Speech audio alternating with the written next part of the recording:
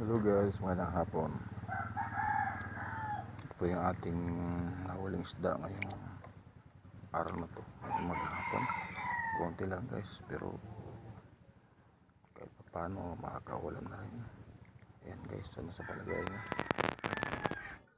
Ayan, so libre po yan guys. Pinaghirapan natin maghapon.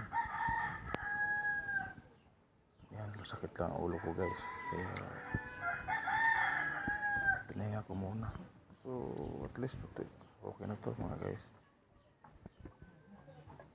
Ito masarap to sa bawan. Dalawa sila, sold na ako nito guys. Tapos mayroon dito. Ayun o. Ayun o, sarap yun. Okay na guys. Pwede na to. Kung sa palengke ito, sigurado mga 200. Hindi lang siguro 200 pesos. Guys, nakalabi tayo, namingwi tayo kanina. Ito masarap to guys sa bawan. Sa bawan ko ito mamaya kasi nangihina ako eh. Wala pa akong kain. Kaya sa bawan natin ito mamaya. Ayan guys.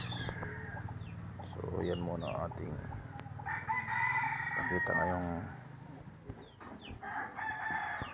araw. Ayan, pinamimitan ko yan ngayong araw na to.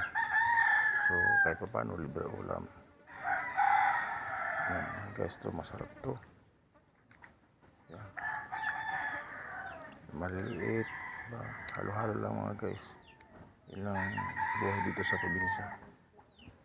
Yan po yung bunga ng ating pagtsatsaga sa pamimingwit sa dagat.